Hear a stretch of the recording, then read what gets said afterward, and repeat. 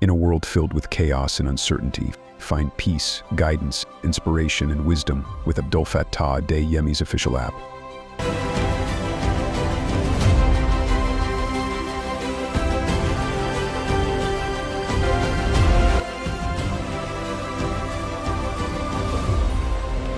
Identity and self-worth. First, what is identity? Identity is the lens through which we view ourselves and the way we are perceived by the world around us. It's the composite characteristics of your beliefs, your experiences, and the roles that define who we are at any given time. Identity is when you have to ask yourself the question, who am I? Or if somebody asks you, who do you think you are? Who do you think you are? It is the story we tell ourselves about our place in the world. But let me tell you, identity is not only one. It has a lot of layers.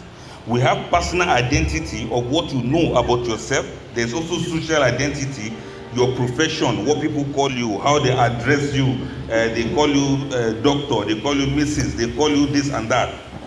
We also have the cultural identity. You are Royal Highness, you are a prince, you are a princess. And then we have the spiritual identity, that is what you believe in, your spirituality.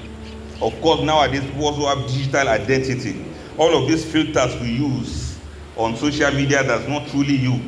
And that's why you see many people, they look very nice and happy going on the social media. Don't believe it, it's a scam.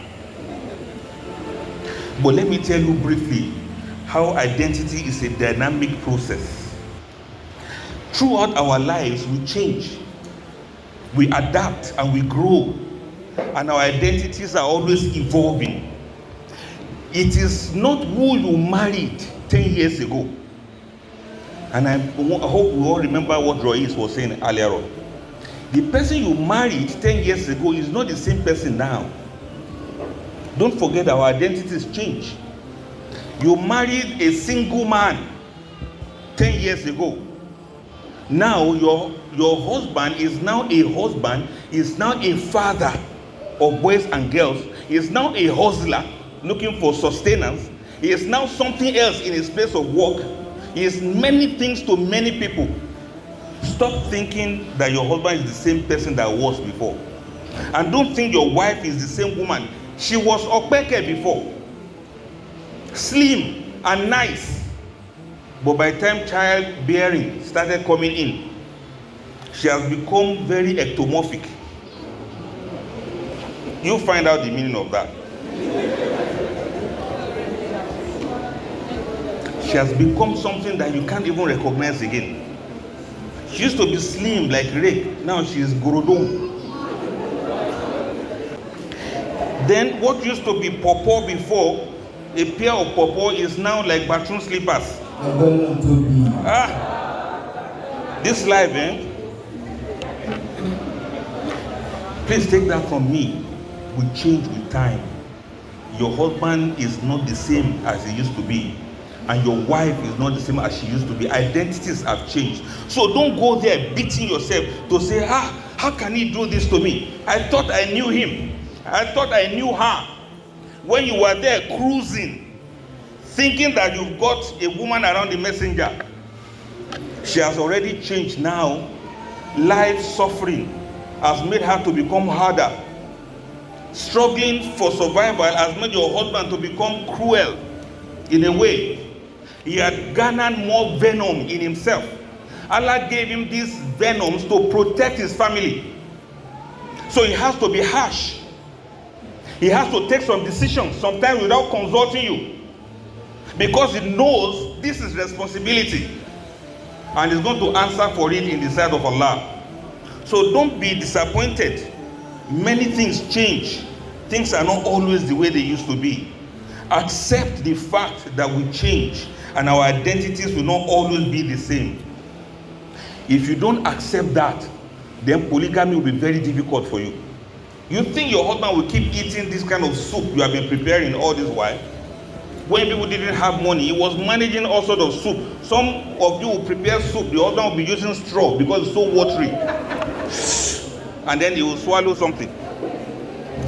And some of you women have been suffering and managing with this man for many years. But suddenly things will change. You run into problems when you also refuse to evolve in your own way.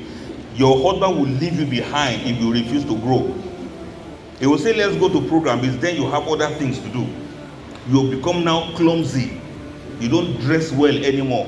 You don't look like that kind of lady he used to know. Then suddenly one other lady appears. And it's like, why have I been suffering all this while? Sometimes that is why some men do it. In a nutshell, you begin to start, from your heart, you start breaking piece by piece because you refuse to accept the fact that people change. Then from a broken heart to a shattered mind, from a broken spirit to a ruined body, from a broken promise to fragmented faith, from a broken marriage to a damaged destiny, and from a broken life to a worthless experience. The reality of your fragility begins to stare you in the face. You begin to confront your vulnerability. You begin to question your purpose in the marriage. What am I even doing here? And you begin to doubt your sanity. Am I okay? Am I okay? And this is what brings us to the concept of fragility in the Quran. Surah Al-Ma'arij, chapter 70, verse 19. Allah says, Inna l-insana khuliqa halu'a. Idha massahu sharru jazu'a. Wa idha massahu al-khayru manu'a. Illa al-musallin. Allah says, indeed, human beings have been created to be reactionary. It's our nature to react to things. Whenever something bad happens, we are so touched. We feel so disappointed. We feel so worried because it is not the same thing that we thought life will continue with forever. We respond to changes in those ways. But when good things come to us, we are very niggardly. We hold it on to ourselves. My husband and I had suffered all these years. Now that things are getting better for him, he has to be mine, only me and alone. We become niggardly. You don't want to share with anyone. This is exactly what the Quran says. And that is, you have to become anti-fragile. Ask yourself, how fragile am I? How fragile am I? How easily breakable am I? It takes some kind of iman and training yourself before you'll be able to realize how anti-fragile you are supposed to be. How much of pain can you take before you break? That is the trial of polygamy. Islam wants you to train to be anti-fragile because this life has been created like that. To be able to go through stress without crumbling. Some of us, we can be calm, but the moment of chaos, when things begin to crash down on us, are you going to crumble? Are you going to break? To be fragile is to cling to the fixed form, singular identity, afraid of change, afraid of loss, afraid of marriage, afraid to evolve. To be fragile is to fear that who you are might disintegrate into life's unpredictability or polygamous volatility. Anti-fragility is what makes you to know that polygamy is part of life. Assalamu alaikum wa rahmatullahi wa barakatuh.